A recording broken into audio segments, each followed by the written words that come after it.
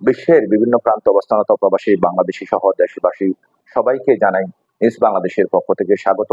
দর্শক, মধ্যপ্রাচ্যের যেই পরিস্থিতি বিরাজ করছে সেই পরিস্থিতিতে আসলে মধ্যপ্রাচ্যের যারা মুসলিম নেতৃবৃন্দরা রয়েছেন, মধ্যপ্রাচ্যের যারা শাসকরা রয়েছেন, বিশেষ করে বিশ্বের বিভিন্ন প্রান্তে যারা মুসলিম নেতৃবৃন্দরা রয়েছেন, মুসলমানরা রয়েছেন, তারা কিন্তু এই মুহূর্তে একজন নেতাকে অবশ্যই স্মরণ করবে।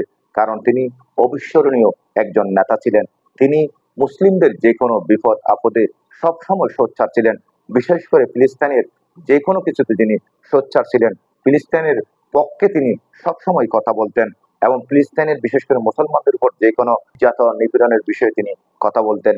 তিনি হচ্ছেন সৌদি আরবের তৃতীয় বাদশাহ ফয়সাল বিন আব্দুল আজিজ। দর্শক, আপনারা এই ঘটনাটি জানেন। যখন তিনি তার আপন বাতিজাকে আলিঙ্গন করতে দুই হাত বাড়িয়ে দিয়েছিলেন, ঠিক তখনই তার বাতিজা ফয়সাল বিন মোসাইদ তাকে গুলি করে হত্যা করেছিলেন, যেটি হচ্ছে 1975 সালের 25 মার্চ।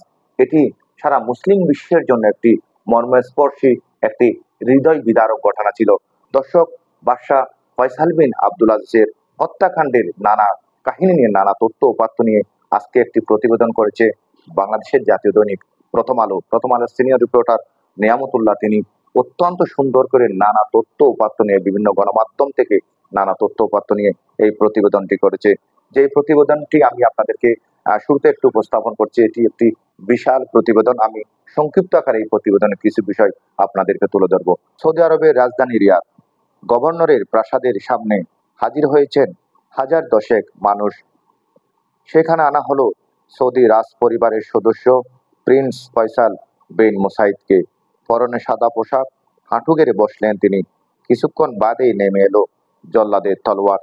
হাজারো জনতার সামনে শিরচ্ছেদ করা হলো যুবরাজকে। তারিখটা 1975 সালের 18 জুন।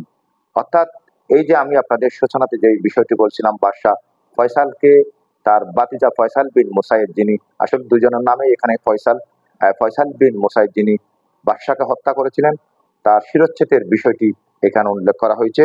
দর্শক, এই প্রতিবেদনটি আসলে অনেক বড় একটি প্রতিবেদন। এভাবে যদি করতে যাই অনেক সময়ের প্রয়োজন রয়েছে।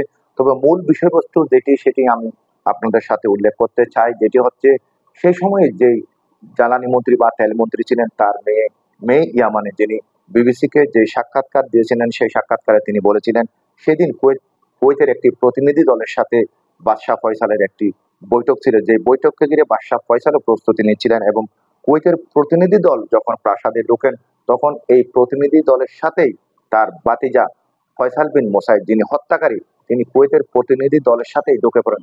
তিনি যখন কুয়েত প্রতিনিধি দলের সাথে বাদশার সামনে যান, তখন বাদশাহ তাকে দেখেই দুই হাত বাড়িয়ে দেন আলিঙ্গন করার জন্য। ঠিক তখনই তার বাতিজা ফয়সাল বিন মোসাইদ তাকে হত্যা করে। বাদশাহ ফয়সাল বিন আব্দুল আজিজকে তার বাতিজা কেন হত্যা করেছিলেন, এই বিষয়ে অনেক তদন্ত কমিটি গঠন করা হয়েছিল এবং প্রত্যেকটা তদন্ত কমিটি তারা যেই ফলাফল দিয়েছেন সেটি হচ্ছে বাদশার বাতিজা ফয়সাল বিন মোসাইদ তিনি মানসিকভাবে বিকারগ্রস্ত ছিলেন, তিনি মানসিক অসুস্থ ছিলেন এবং বাদশার প্রতি তার ব্যক্তিগত কিছু হিংসা বিদ্বেষ ছিল।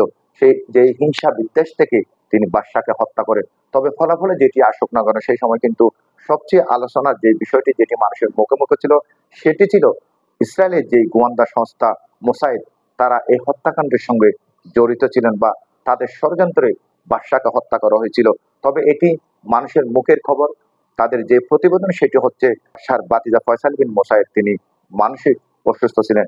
1964 সালে যখন বাদশাহ ফয়সাল বিন আব্দুল আজিজ সৌদি আরবের ক্ষমতা গ্রহণ করে, বিশাল এই দেশটির ক্ষমতা গ্রহণ করার পর তার কাছে অনেক বড় একটি চ্যালেঞ্জ ছিল।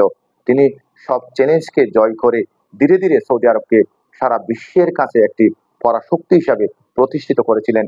তিনি সৌদি আরবের রূপকার ছিলেন। তিনি সৌদি আরবের জন্য অনেক কিছুই করেছেন।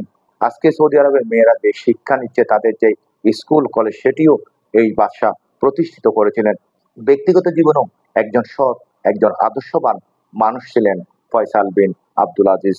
দর্শক, ভালো থাকবেন, সুস্থ থাকবেন। কোনো না কোনো বিষয় নিয়ে আবার আপনাদের সাথে যুক্ত হব। ধন্যবাদ সবাইকে।